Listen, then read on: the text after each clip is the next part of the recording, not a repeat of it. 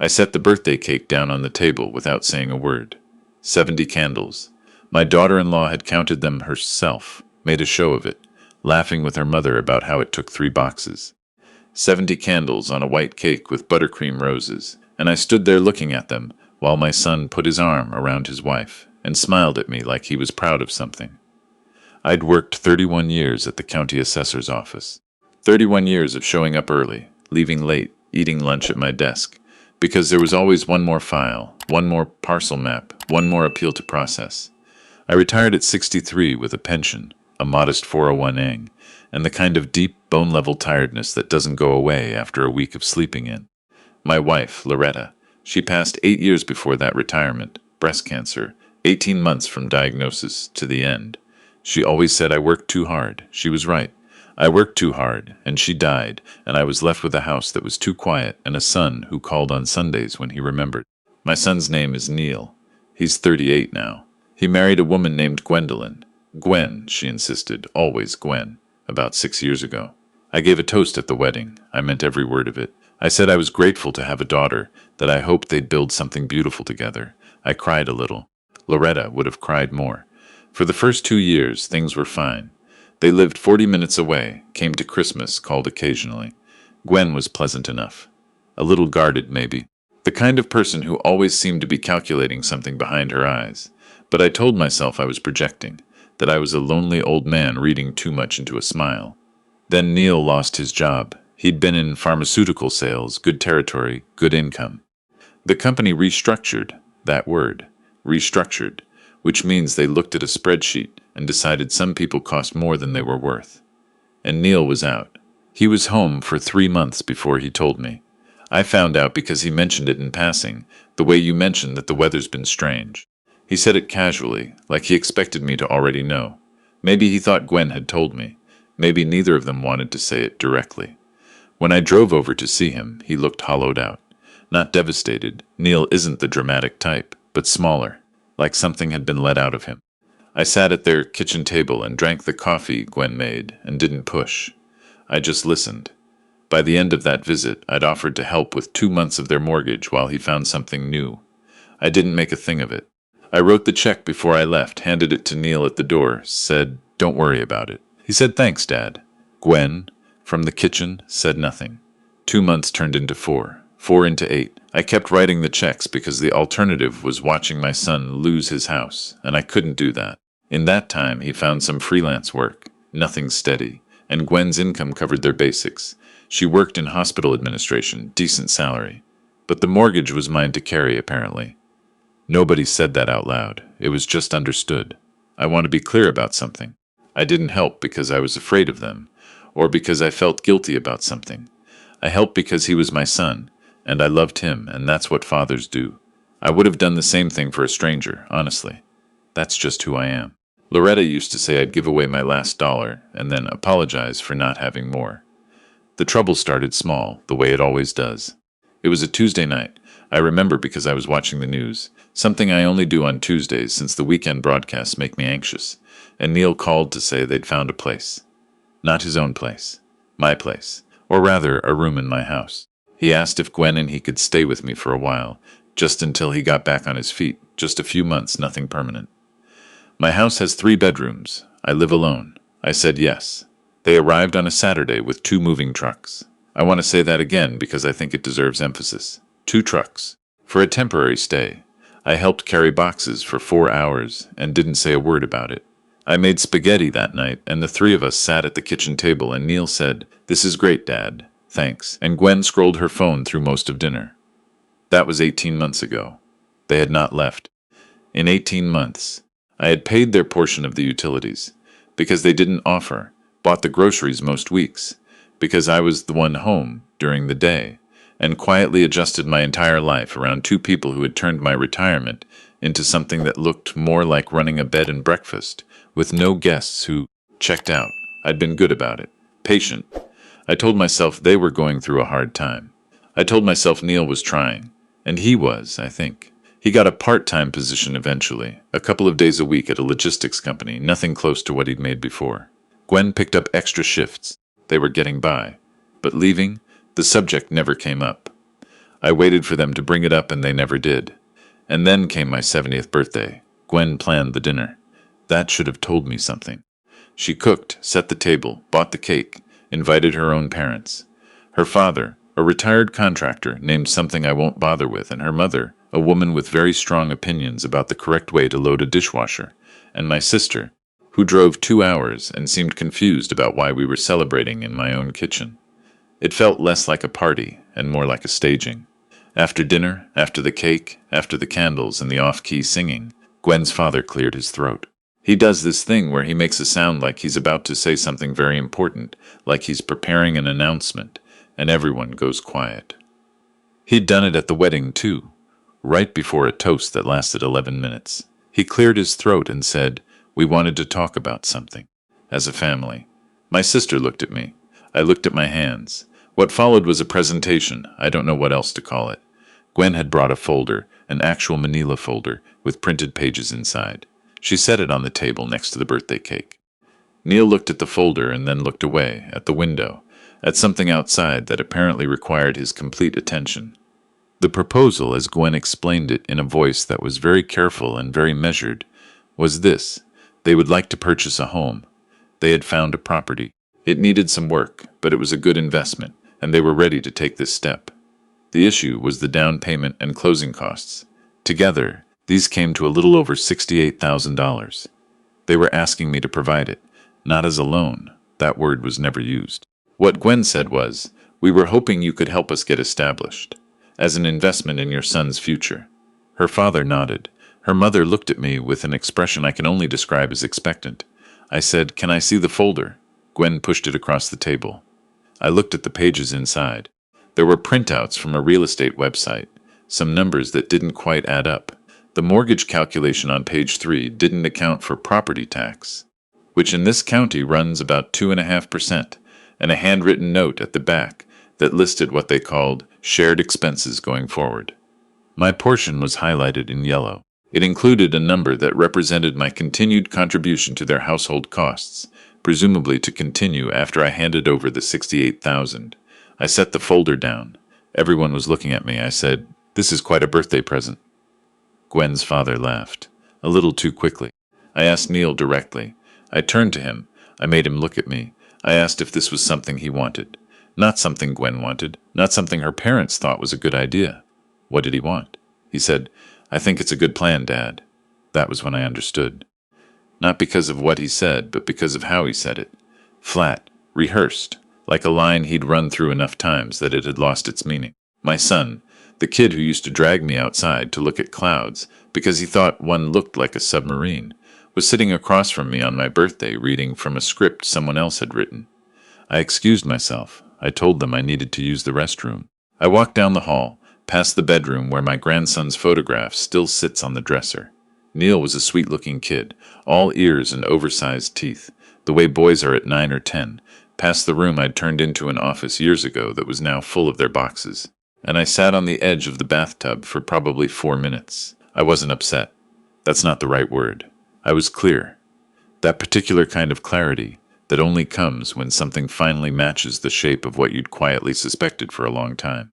I had known, somewhere below the level of thought, that this was where things were heading. I'd known it for months. And because I'd known it, I hadn't been entirely idle. I went back to the table. I sat down, picked up my coffee, which had gone cold, took a sip anyway. I said, "I want to tell you all something."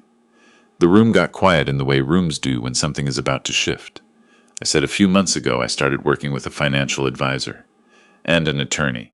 I should have done it sooner. I'm 70 now. It's past time to have these things in order, but I've spent the last several months getting my affairs organized. My will, my trust, my accounts. All of it." Gwen's father was nodding like he thought he knew where this was going. He didn't. I said, "In that process, I had a few conversations that were clarifying. One of them was about the nature of informal financial support, what it is, legally, and what it isn't. Because I've been helping Neil for going on 2 years now, and I want to be transparent. I documented all of it. Every check, every transfer, every grocery run, every utility payment. My attorney has copies." The nodding stopped. I said, "The total, as of last month, comes to just under $41,000. The room was very quiet. I said, "Now, I want to be clear that I gave that money freely. I'm not looking to be repaid. Neil is my son. That's not how I think about family. But what I am saying is that when I think about an additional $68,000, which, with interest and the carrying costs of whatever house you found, probably functions more like 90 to 100,000 over the life of a mortgage, I have to think about that number very carefully. Gwen said, "We're not asking for a loan. I know what you're asking for," I said. I kept my voice even. "You're asking for a gift.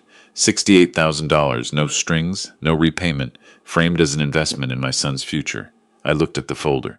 The highlighted section at the back suggests there would also be ongoing contributions expected. Her mother made a small sound. Neil still wasn't looking at me. I said, "Neil, I need you to hear this. Not Gwen, not her parents, you." He looked at me then. I said, "I love you. I have loved you every day of your life, including the hard ones, including the ones where you made it difficult. When your mother died, I held it together for you because you needed me to. When you lost your job, I wrote checks without being asked because I didn't want you to carry that alone. When you needed a place to stay, I gave you the bigger room because I knew Gwen would need the closet space." I paused. "And in 18 months, you have not once asked how I'm doing. You have not once asked whether this arrangement works for me. You have not once offered to take over a single expense." The table was completely silent. I said, "I'm not saying this to hurt you. I'm saying it because you're my son, and the kindest thing I know how to do right now is tell you the truth." I reached into my jacket pocket. I'd worn the navy blazer. Loretta bought it for me 15 years ago, still fits. And in the inside pocket I had an envelope. I'd put it there that morning. I'd had it ready for 2 weeks. I set the envelope on the table next to the folder. I said, "That's my birthday present to you." Neil reached for it slowly, like it might have something sharp inside. He opened it. Inside were 2 things, a letter and a smaller sealed envelope. The letter was from my attorney. It was a formal document, polite, professional, outlining the terms of a trust I'd established. The trust protected my primary assets, including the house. It outlined what would and would not be available to my estate's beneficiaries during my lifetime. It used language I'd learned to understand over 6 months of Saturday morning conversations with a man named, appropriately, Graves. Not his real name, but that's how I think of him, the man who helped me bury certain possibilities. The smaller envelope had a check inside. Neil opened it. He looked at the number. He looked at me. The check was for $8,000. It was made out to him, not to Gwen, not to them jointly, but to Neil, my son, with a memo line that said simply, "Start fresh." I said, "That's what I can offer. It's yours, no strings, to use however you need to, but I want you to use it to get your own place. Yours and Gwen's. I need my house back, son. I need to be able to make coffee at 5 in the morning without feeling like a guest in my own kitchen. I need to retire the way I actually planned to retire." Gwen said, $8,000 isn't enough too. "Gwen," I said, and I didn't say it unkindly, "I wasn't talking to you." Her father pushed back his chair, made a sound in his throat. I looked at him and I said, "You raised a capable woman. She has a good job and a good income. Your son-in-law is talented and just needed some time to find his footing. They don't need $68,000 from a 70-year-old man on a fixed income. They need to believe they can do this without me." There was a long silence. My sister, bless her, had been sitting very still at the end of the table with an expression I can only describe as enjoying herself. She picked up her coffee cup and took a long, deliberate sip. Neil folded the check, folded it again, put it in his shirt pocket. He said, "Can I call you tomorrow, Dad?" I said yes. Gwen got up and started clearing the plates. Her mother helped. Her father sat for a while longer, and then stood and said something about traffic, about needing to get back, and the 2 of them said their goodbyes with the stiffness of people who had come expecting a different outcome. After they left, my sister helped me wash the dishes. She didn't say much. At one point she said, "Loretta would have handled this in about 30 seconds. I said Loretta would have handled it in 20. She laughed. I laughed. It felt like the first real thing that had happened all evening. Neil came to find me while my sister was getting her coat. He stood in the kitchen doorway, and we looked at each other across the room. He looked like he was trying to figure out what to say, the way he used to look as a kid when he'd broken something, and was working out whether to confess. He said, "I'm sorry, Dad." I said, "I know you are." He said, I didn't think about how it looked from your side." I said, "That's the thing about family, Neil. We forget to look." He nodded, looked at his shoes. I said, I'm not angry, I want you to know that. But I meant what I said. You need to find your own place. I'll help you move. I'll be there on the other end with dinner. But this, I gestured at the kitchen, the hall, the boxes in my office, the general arrangement of the last 18 months. This has to change. He said, okay. He called me the next day, and the day after that.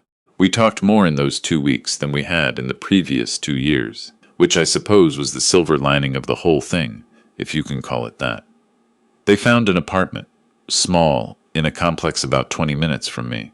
The price was manageable on their combined income if they were careful. Neil told me about it, not like he was asking permission, but like he was telling me something he was proud of. That's what I'd been waiting to hear in his voice, that note. I helped them move on a Saturday in October. I rented a truck. My back doesn't allow for heavy lifting anymore, but I drove and I directed, and I bought lunch. And by 4 in the afternoon, their things were in the new place, and I stood in their living room, surrounded by their boxes and their furniture and their life, and it looked good. It looked like theirs. Gwen came and stood next to me. We both looked at the room. She said, I know you probably think I pushed for this. I said, I think you wanted what was best for your family. I just think we disagreed on what that looked like. She was quiet for a moment. Then she said, I'll do better. I don't know what she meant exactly. Better at being a daughter-in-law, maybe. Better at seeing the cost of things that look free. I didn't ask. I just said, so will I. On the drive home, I stopped and got a cup of coffee from the drive-thru at the place on Route 7 that I like, the one with the good dark roast. I sat in the parking lot for a while with the windows down. It was October, and the air smelled like wood smoke and something sweet decaying, the way fall does. I thought about Loretta.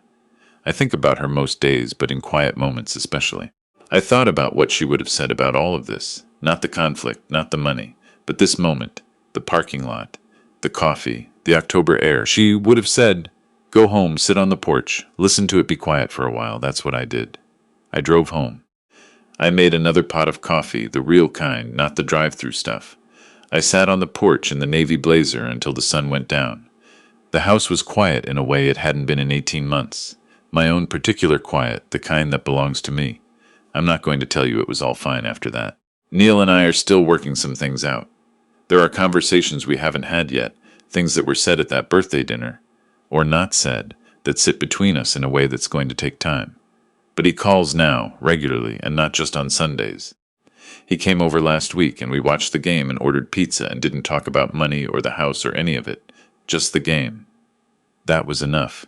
For now, that was more than enough. 70 years is a long time to be alive. You figure some things out, and you stay confused about others. I'm still not sure I handled everything perfectly.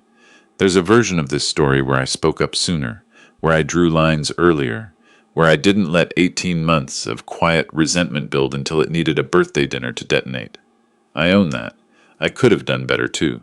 But here's what I know. The kindest thing you can do for someone you love is not always to give them what they ask for. Sometimes it's to hand them back their own life and say, here, this is yours, go live it. Loretta figured that out before I did. She usually did.